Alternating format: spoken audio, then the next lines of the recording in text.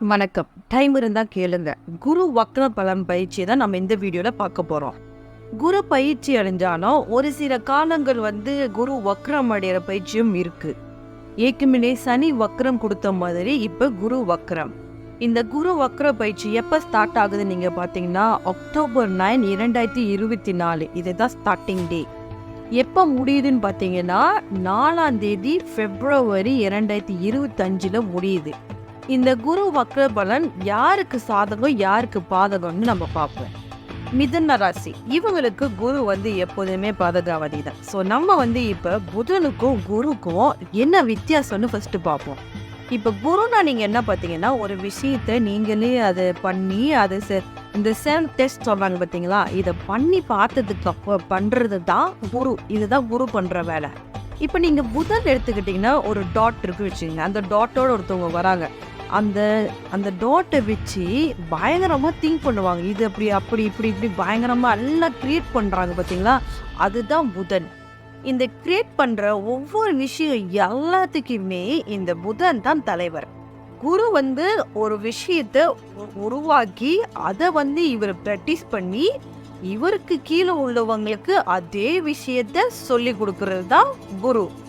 புதன் ஒரு விஷயம் தெரிஞ்சிருச்சுன்னா அந்த விஷயத்த எப்படி எப்படி டிஃப்ரெண்டா திங்க் பண்ணி கிரியேட் பண்றது தான் புதன்.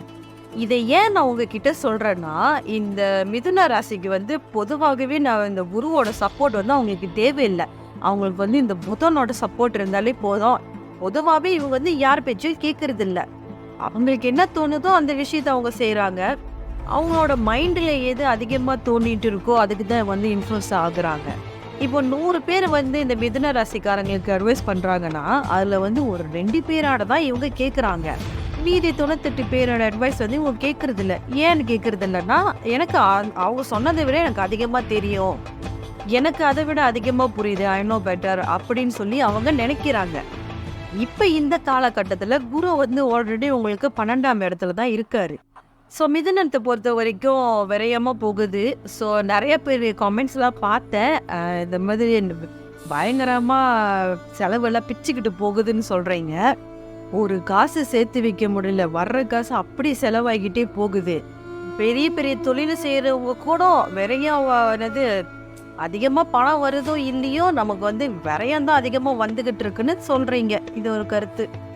இப்போ இந்த வக்ர காலம் அதிகமாக ஆக்குமா இல்லை குறைக்குமா இப்படின்றத நம்ம என்ன செய்யும் அப்படின்னு சொல்லி பார்க்கணும்னா, இப்போ குரு நார்மலாக 12ஆம் வீட்டில் இருக்கிறதுனால அது சுப விரயங்கள்னு நம்ம சொல்லிட்டோம். இப்போ இந்த வக்ர காலத்தில் அவர் என்ன பண்ணுவாருன்னா, இந்த உங்களுக்கு ஆதாயத்தை கொண்டு வருவார். விரயத்தில் ஆதாயம் கொண்டு வருவார். அப்படின்னா என்ன? உதாரணத்துக்கு நீங்கள் ஒரு ப்ராப்பர்ட்டி வாங்குறீங்க, அது ஒரு செலவு தான். ஸோ அந்த ப்ராப்பர்ட்டி மூலிமா உங்களுக்கு ஏதாவது பணம் வரவு இந்த மாதிரி கிடைக்கிதுன்னா அது உங்களுக்கு அப்படியே ஆப்போசிட்டாக மாறி உங்களுக்கு லாபமாக மாறிடும். இப்போ ஃபார் எக்ஸாம்பிள் நீங்கள் ஒரு நகை வாங்குறீங்க. ஸோ நீங்கள் வாங்குற அந்த நேரத்தில் உங்களுக்கு என்ன பண்ணுவாங்கன்னா, அந்த நகை திடீர்னு விலை அதிகமாகிறது. இந்த மாதிரி ஃபார் எக்ஸாம்பிள் தான் சொல்கிறேன் நான். அந்த டைமில் உங்களுக்கு ஒரு அப்ரிஷியேட் கிடைக்கிற மாதிரி ஆகுது.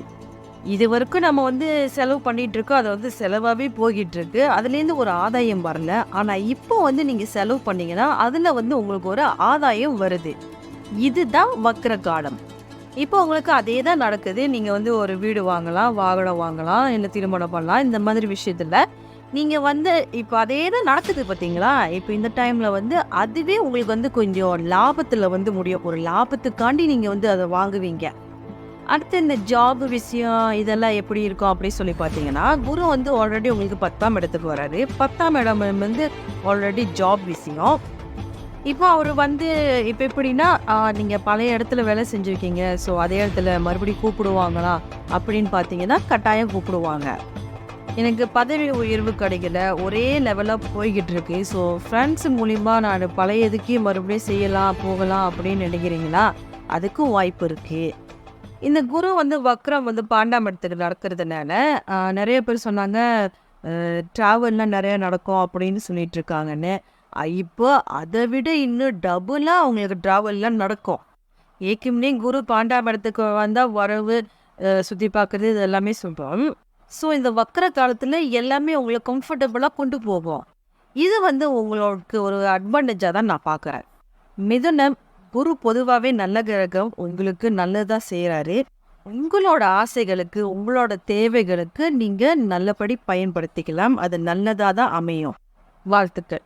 இந்த குரு வக்கர பலன் வந்து பொதுவாக ஒவ்வொரு ராசிக்கும் சொல்லப்பட்டது. நிறைய பேத்துக்கு நிறைய டவுட்ஸ் இருக்கும். ஸோ அதுலேயும் உங்களுக்கு வந்து நான் ஒரு கிளியரன்ஸ் கொடுத்துட்றேன். சில பேத்துக்கு வந்து குரு வந்து ஆல்ரெடி அவங்களோட ஜாதகத்தில் வந்து வக்ரத்தில் தான் இருப்பார். இந்த மாதிரி இருக்கிறவங்களுக்குலாம் கொஞ்சம் அதிக பலனே கொடுப்பாரு. ஸோ உங்களோட ராசியில் வந்து அதை செக் பண்ணிக்கிங்க உங்களோட ஜாதகத்தில். ஸோ நான் நார்மலாகவே எல்லா வீடியோலையுமே சொல்லுவேன், ராசி என்பது வந்து உங்களோட மனநிலை, லக்னம் வந்து உங்களோட விதி. ஸோ இது எல்லாமே சேர்ந்து தான் அதுக்கு ஏற்ற மாதிரி பலனை உங்களுக்கு கொடுக்கும். இது மாதிரி உங்களோட ஜாதகத்தை வந்து நீங்கள் செக் பண்ணி பாருங்கள். இந்த மாதிரி சுபகிரகங்கள் எல்லாம் எங்கெங்கே இருக்குது, எப்படி உங்களுக்கு ஒர்க் அவுட் ஆகுது அப்படின்னு சொல்லி செக் பண்ணிக்கிங்க. ஓகே, வக்ர குரு பயிற்சி மிதுனத்துக்கு எப்படி இருக்க போகுதுன்ற விஷயத்த எல்லாமே நான் சொல்லிட்டேன். உங்களுக்கு தெரிஞ்சு மிதுன ராசி யாராவது இருக்காங்களா? அவங்களுக்கு மறக்காமல் இந்த வீடியோவை ஷேர் பண்ணுங்க. அவங்களும் இந்த வக்ர பலனை நல்லபடி யூஸ் பண்ணிக்கிட்டோம். ஸோ நீங்கள் என் சேனலை சப்ஸ்கிரைப் பண்ணாமே பார்த்துட்ருக்கீங்க, மறக்காம ஒரு சப்ஸ்கிரைப் பண்ணுறதை தட்டி விடுங்களேன். நீங்கள் தட்டி விட்டால் தான் நான் மேலே மேலே போடுற வீடியோஸ் உங்களுக்கு வரும். அது மட்டும் இல்லாமல் நான் அடுத்த வீடியோ போடுறதுக்கு எனக்கு ஆர்வமாக இருக்கும். ஸோ மறக்காமல் வீடியோவை சப்ஸ்கிரைப் பண்ணிவிடுங்க. ஸோ அடுத்த வீடியோவில் உங்களை சந்திக்கிறேன். அது வரைக்கும் நான் உங்கள் திவ்யா. சந்தோஷமாக இருங்க.